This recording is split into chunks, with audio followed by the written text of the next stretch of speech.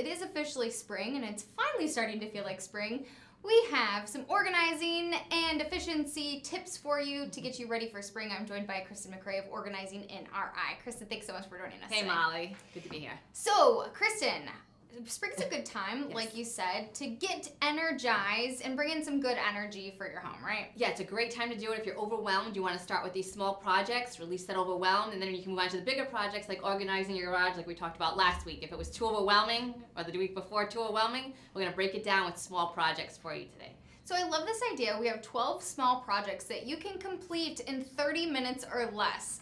So you can, and you should be able to. Right. And if you can't, well, that's why we're giving you a small project to tackle. So you can set your timer, right? Exactly. So another thing, you said that these are good projects to do if you get overwhelmed. You still should plan it out, set a date. Plan it out on your calendar, look ahead, see what you have going on this month, and plug in all these little projects. Maybe one week you want to tackle one of them, the next week another one, the next week another one, and go from there. So that way by the end of April, you'll have tackled these 12 spots, and then you can move on again to those other projects. But at least you can plan out your whole month right now. You can plan it all out, so Yes. let's do it. All All right. right, so the first one to tackle. So we have 12 projects to tackle this spring. And again, hopefully you can complete them in 30 minutes or less. You set that timer and you head go. right in. And then you'll feel great. Okay, number one, the nightstand. This is a really quick project. Again, the last thing you want to see before you go to bed is the dust on the nightstand, and the first thing when you wake up in the morning, you don't want to see that clutter either. So if there's anything, take a look at your nightstand. If there's anything on there collecting dust right now, if it's a magazine, I highly doubt you're going to curl up with that dusty magazine in bed this weekend to read. So I want you to take inventory of what's on there, throw out anything that's dusty, and if it's dusty, reevaluate if you need to put it somewhere else in the house. You want to keep exactly what you need before you go to bed and when you wake up in the morning on that nightstand. The nightstand shouldn't be a drop spot for things that you don't know what to do with.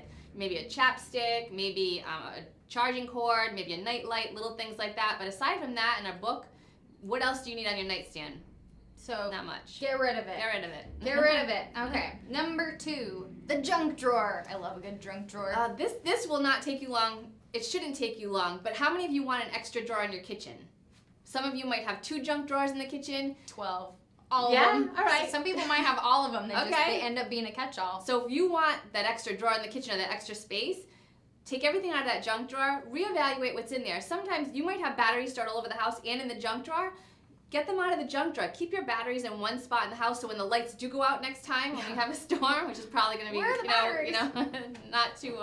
So when you need to get those batteries, you'll know where they are. They're not going to be all over the junk drawer. So create a home for like things so that way they don't take up space in that junk drawer. So you can have that junk drawer, but it can be organized for things that you need to grab on a daily basis. Okay. And you said too, and we've talked about this several times before, but measuring is so crucial. So when you're So doing the junk important. drawer, measure it. Yes, when the junk drawer is empty, evaluate what you're left with, what's categorized out, take a picture of it, which I've been telling a lot of people to do now. Take a picture of it and then measure your drawer height with length. Take your picture and your measurements to the store, so that way when you get to the store, you have your measurements and you also have what was in the drawer that you need to organize so you can purchase the exact piece to match. Okay. Number 3, this is a fun one, socks.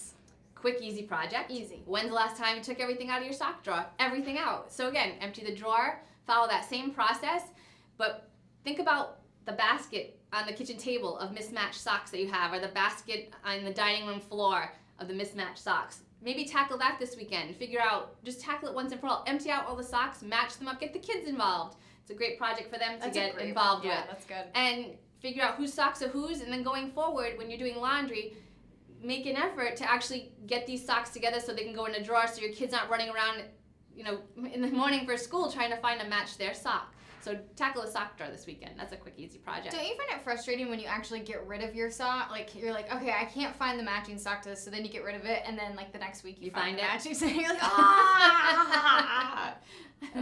So that's a great little project. Get the kids involved in that one. Okay, number 4, business cards. I love this idea that you have on getting rid of the business cards. So I want you to think about first, so many people are spending tons of money on business cards, and let me tell you, you're wasting money. Why? Because I see this happen all the time. Business cards on the floor in offices, business cards in desks, on the top of your desk. People aren't even looking at business cards. So if you're spending a ton of money on business cards, use that money elsewhere because it's a waste of money. I'll tell you flat out. But there's a few things you can do. You can go on LinkedIn, connect with everybody on LinkedIn, and then throw the card away. The other option is maybe to get them in a database. Another option, go old school. A good old-fashioned Rolodex. There's nothing wrong with a good old-fashioned Rolodex, and it works really well for some people, but people have gotten rid of it because everyone's like, oh, you're gonna go digital, but then the system doesn't work. So whatever system works for you, use that system, but you have to get a system. You have to get a system. You have to get a system. It's the death of everybody, business cards. All right, it's interesting how many you can learn to stack up, and then when you're looking for your contact, do you go to your business card or do you go to your email contacts? Exactly. Or do you Google them online? Or do you go to LinkedIn? Or do you go to Facebook? Right. So depending on what you do, find that system that works for you. Like I always end up just looking them up in my email. Right. So yeah. that So works why for do you me. need the business cards? Think about it in the piles that you have. How long does it take you to find one that you need? Exactly. Really. Yeah. So exactly. think about that. Exactly. Okay. So I love the idea of connecting with people on LinkedIn. Yeah. Love it. And maybe it's time to. Maybe one of these projects can be to thin out your LinkedIn or to bump up your LinkedIn. Start organizing your LinkedIn, right? There's another project. Okay. Work bag. Your work bag is another one. It's the quick one too. What's in there now? Take everything out. When's the last time you took everything out of your bag? I always that's my always go-to. When's the last time you emptied this? Because you never know how long does it take you to find things in there. How many pieces of paper are you touching before you need to find the paper that you really need? Again, efficiency. Something as simple as your bag, you might say, oh, it doesn't matter. But really think about how much time is wasted looking for things. So that's something to think about going forward with this. And that way, if you could put your hand on something you need immediately and go about your day, throughout your entire day, think about the time you could save. So again, just maybe using pouches in the bag to contain certain writing instruments, or folders to contain certain pieces of paper that you might go to all the time, or folders or binders. Get it all contained so when you put your hand in there, you can grab what you need and go about your day. So Kristen gave me that pencil pouch to put that's my right. belongings Are you using in. it? Oh, yep, from the dollar store. That's the awesome. dollar store thing. I love it. So thank you for that gift. I now put my wallet, my keys, and my cell phone in there, and maybe like one or two, like chapstick, whatever, like my essentials in my work bag. Done. I'm organized. All right, very good. In my I'm work rubbing bag, off on you. it can work for you too. I love it. Pointing I love it. stuff. And it was $1. It was $1. Go figure. It was $1. Okay, so get your work bag in order. There's probably stuff in there that people don't even know, like receipts or things like that. Things that you can just get rid of. Exactly. All that kind of good stuff. Okay. Number 6, another fun one. Electronic cords. How many people have electronic cords in their basement, in their junk drawer, and that don't go to anything or they don't know what it goes to? Right. So another great project, pull that bin out, and people are like, oh, I don't even want to touch those cords because I might need it. Exactly. And I did this with a client in the summer. We went through this whole box, and she's like, I know I could do this by myself, but I really need you here to help me because it'll make it go quicker, and I know we'll get it done. So it was a matter of every cord came out. She was like going to look for cameras to see if the cords matched, and we literally did it in 15 minutes. Wow. And we threw out a ton of cords because really, if they don't go to anything, what do you need them for? You haven't gone to look for these cords. They're in a tangled mess. You haven't used them in years, so half of that stuff you don't need. Just get rid of, and you'll feel a lot lighter. Your printer cord from 1999. Right. You probably don't have that printer cord. It probably won't need it. Especially if you're using a printer with a cord already. Yeah. My printer's Bluetooth. Yeah. So there you go. Your VCR cord. Right. I don't have a VCR anymore. Okay. So that's a good one to do. Right. Quick and easy, but a daunting one. So just tackle it. It is. We have a really heavy cord box. Yeah. Put it on your calendar for this weekend. No. Someone else I know that I live with can do that. He's pretty organized about the cord box. All right, good. All right, first aid. This is a really good one, especially for spring. People's allergies are coming out. They're going to be outside more. Kids get cuts, all that kind of fun stuff. Exactly. It's a great time of year to do this because, again, just like you said, so go around the house, round up all your meds. How many of you are actually keeping your meds categorized and organized and labeled so if one of your kids gets stung by a bee, you exactly know where that EpiPen is or the bee sting pads. So again, create that first aid kit, get all your meds together, create that first aid kit so when somebody does get hurt with Band-Aids, you can go right to that kit and go about your day. But again, let everybody know about the system so when something does happen, you know where to grab it. But not only a first aid kit, but organize all your meds this time of year. And it's a preference whether you want to throw out expired medications. I always say, you know what, everybody has their own thoughts on that. It's a preference, so do what you want to do, but at least organize, categorize them, label them, so when you need something, you can go about. Again, it's all about efficiency. You grab it. People say, oh, I don't have time, I can't, but you're going to save so much time by all these little things will add up in the long run. If you do end up disposing of expired medication, look up there are places Yeah. in the state where you can dispose of them responsibly. That's super important. I gathered up all my expired medication, all the stuff that we had on one of those drop-off days that the state had. Yep. Went and dropped it off at a pharmacy. There was a cop right there, and I said, "Whoop, there you go," and I got a free hand sanitizer. Oh, there you go. There you go. And And you're I labeled, felt, organized, yeah, been at home. I felt so good about it. Nice. Right, that you're being responsible. Yeah, that's awesome. I love it. And I thought that it was good. You made a note that you want, when you do get this organized, that you talk to your family about it, so Yes. everybody knows. Yeah, that way you can make your kids more independent too. If they come in with a scrape, they don't have to bother you. If it's not an emergency, they know right way to go where that Band-Aid is, and then when they're done, they'll put the container back. So get everybody working independently. Okay, number 8. This could be easy. Yeah. Water bottles. Oh, this is a one. And so many people have like cabinets full of water bottles because you get them free when you do a run or something. Or so now you have all these free water bottles or water bottles that are in your cabinet. How many are you using? How many do you need? Evaluate that. This is a really quick, easy project. And again, you might be able to free up a whole shelf in your kitchen or in a pantry, wherever. So again, simple, just take inventory. How many do you need? Which ones are broken? Which ones don't have straws anymore? Evaluate. 5-minute project and you're done.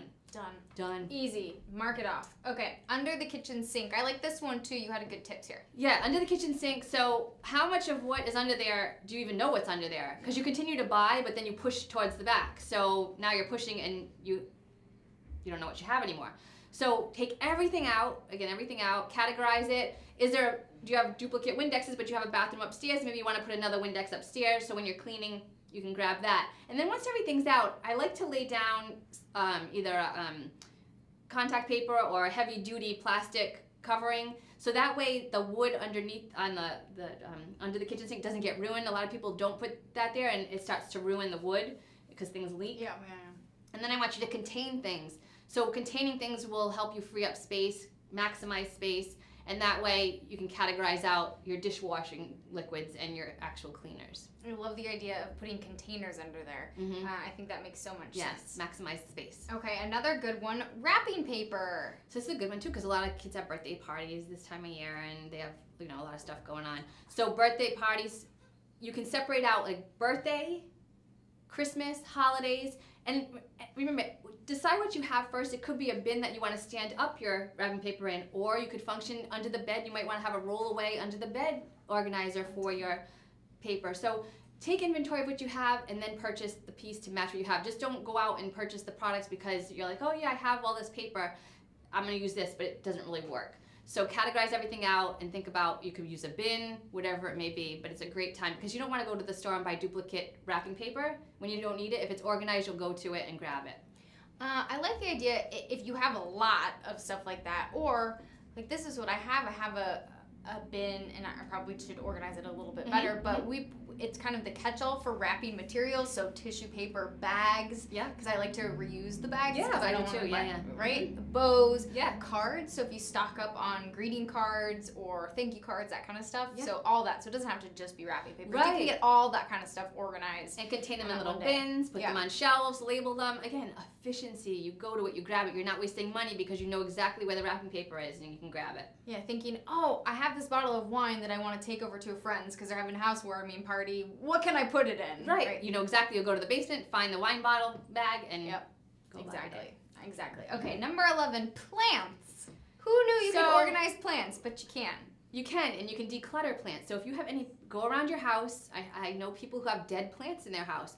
Dead plants in Feng Shui is dead energy, and it does not contribute well to the nice flow of positive energy in your home. So I don't want to tell you to throw out your dead plants, but if you can nurse them back to life, do so. If you can't, I want you to get rid of them because it just doesn't bode well for the energy in your home. So go around the house, check out all your plants, see what needs attention, what you can bring back to life, and what you can repot and bring in new plants into the home. People forget about that. They forget about like plants in the house sometimes. Or like on the back steps Yeah. or the front steps even. Yep, so do a nice little inventory of and that's a quick project too. Okay. Number 12, we're Last wrapping one. up here. Yeah. The trunk. So we're getting ready for beach season, hopefully soon. And it's time to take out your shovels, your scrapers. I don't want to talk too soon. I saw snow in the forecast next week. I don't know, yes. Maybe plan this for the end of the month. Okay. So take everything out of the trunk, give it a good vacuuming, switch out maybe your beach chairs now, summer stuff, but you probably haven't looked in your trunk all season, So it's time to reevaluate. Again, quick project this weekend. Take everything out, or at the end of the month, you could put this on your calendar for. Figure out what's in there, and then swap out seasonal. I thought about this too. This is a good time of year to look at your emergency kit. We should all have an emergency kit in our trunk. First aid. Yeah, your first aid kit. You should have all this stuff in your car, which you may or may not have. Yep. I may or may not have, but we should all have it with the first aid kit. Yeah, blanket, all that kind of stuff. So if you do get stuck on the side of the road, like a phone charger, everything, all that kind of stuff. Nice little packet of all that stuff. So it's a good time to check on that. And then if you want to, you can make it as well. So that's a good time to check on your trunk, right? Yeah, it's great. And then the vacuum it all out and stuff. Definitely. So that was super fun, Kristen. I love doing these quick. I love doing these quick ones. Yeah, they're fun. I know. And hopefully it helped you, motivated you just a little bit as well. So Kristen McRae with Organizing in Our Eye, 12 projects that you can complete in 30 minutes for spring, help you get you organized and energized. Thanks so much, Thanks, Kristen. Molly. Thanks. All right, everyone, we're going to bring in our next guest. Ray Rickman joins us now for his weekly opinion broadcast, Rickman's Big View. He is the founder of Stages